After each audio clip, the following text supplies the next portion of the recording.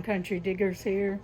Today I'm going to do a little history on Chivas Regal. It's a Scottish whiskey. I'm not going to do it on the tin, but the whiskey company.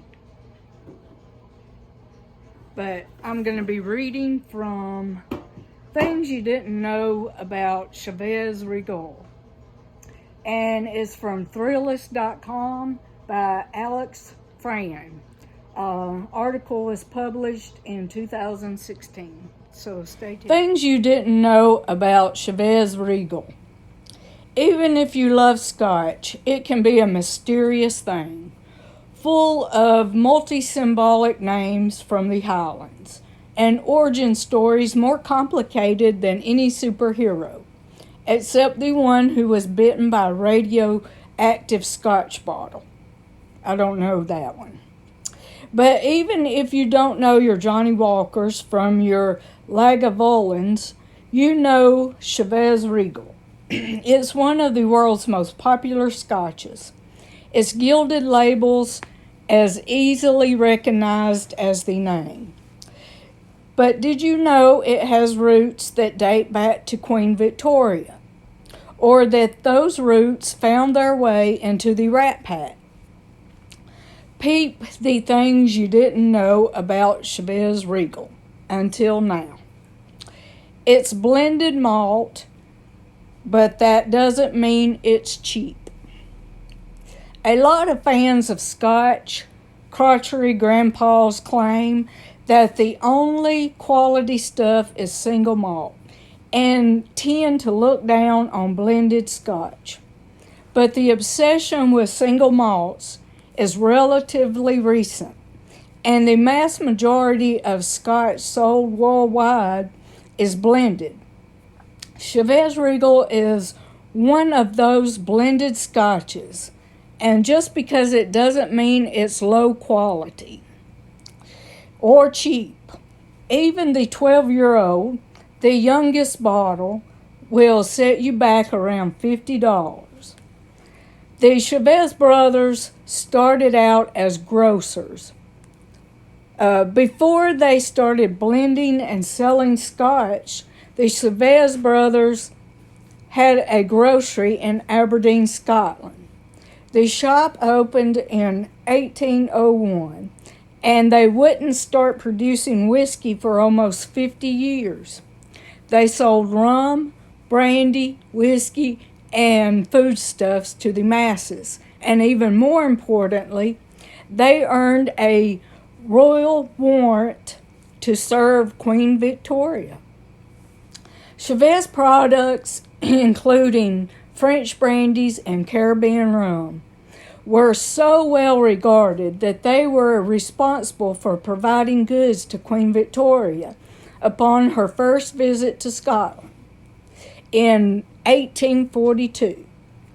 Apparently, Her Majesty was impressed because a year later, the grocers were granted a royal warrant so they might continue to provide their goods to the crown. It's no wonder they called themselves Chivas Regal later. They helped shape the craft of blending. The first half of the 19th century, while they were providing their brandies and rums to Queen and country, the patent still was invented, and distillers started producing wheat whiskies. James and John Chivas, the Chivas brothers, in charge at the time, started barrel aging both malt and wheat whiskeys. Eventually, along with the other grocers turned distillers, Johnny Walker and De Wars, the Chivas brothers started to blend malt and wheat whiskeys to create a proprietary, high-end blended whiskey. It was the first luxury Scotch in the U.S. In the early 1900s, long after Chivas brothers had started blending and selling its Scotch, the company began selling to the U.S., whose booming economy from the Industrial Revolution demanded luxury items like chocolate and showers. The chocolate shower was invented shortly thereafter. The company rebranded as Chivas Regal, and its Chivas Regal 25-year-old, released to the States in 1909, is considered the original luxury scotch. There's a Chivas Regal effect beyond just feeling good. In the 40s, following the war, Chivas Regal was a struggling brand. The tale goes that the company simply doubled the price of the product and it jumped in popularity. The Chivas Regal effect, as it's known, refers to something being considered superior simply because of its high price tag, regardless of its actual quality.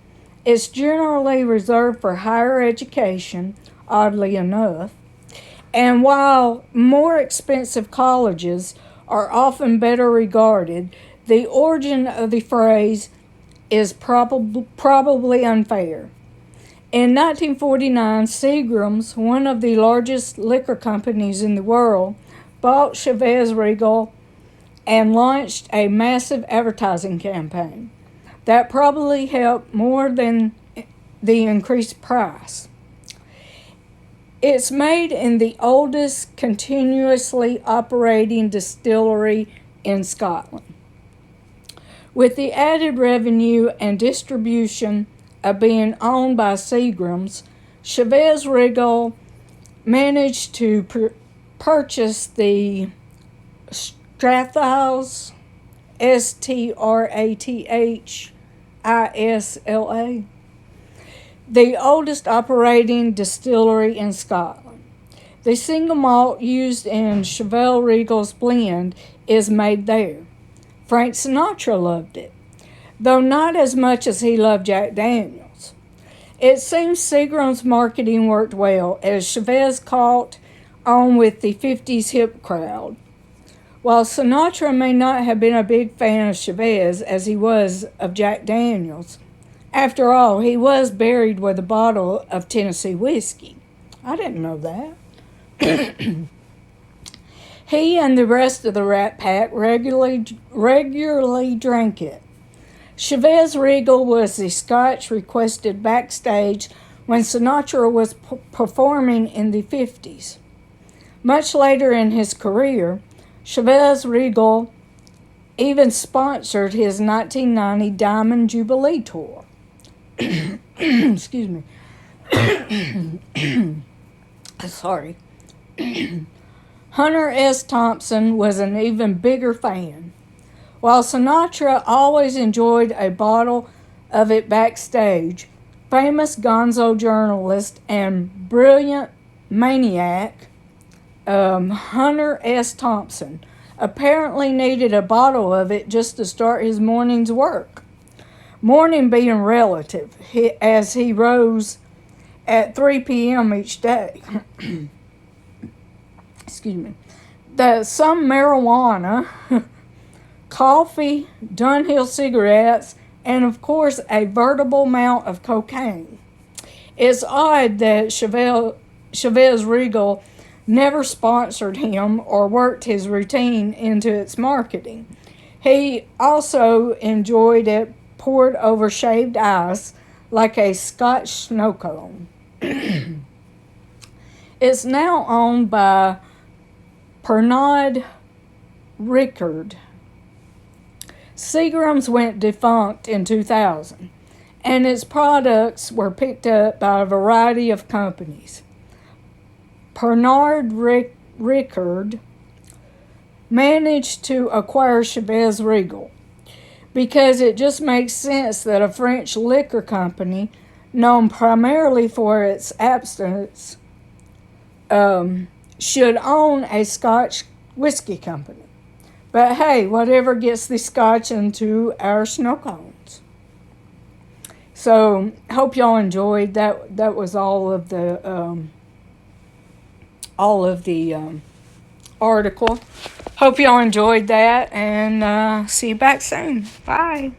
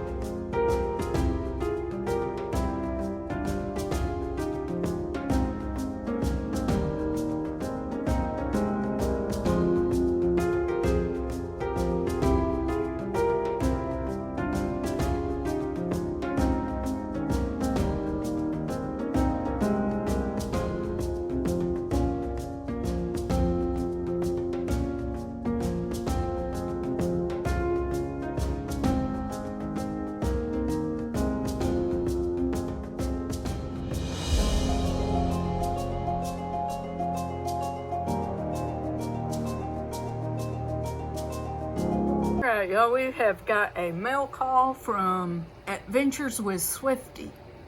And I got another sticker right here, Chris Roberts 716. Alright, these are the things I've won in his auction, which was very fun.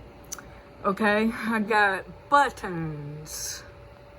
Lots of buttons. I think he said these were for colonial buttons, maybe 1700s. And some of them have beautiful decorations on them. Dandy buttons.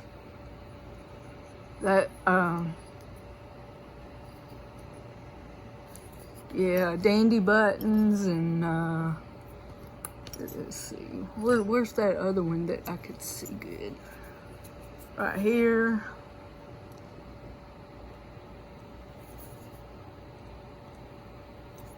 And right there. And then just little ones. And then we got the buckles. These buckles have very nice decoration on them. Look at that one. That one is sweet. Very, very sweet. Okay. And we got, I guess, suspender or garter clip. Y'all might think I'm crazy about stuff like this. I am. I don't usually detect a lot of colonial or Civil War or very, very old stuff.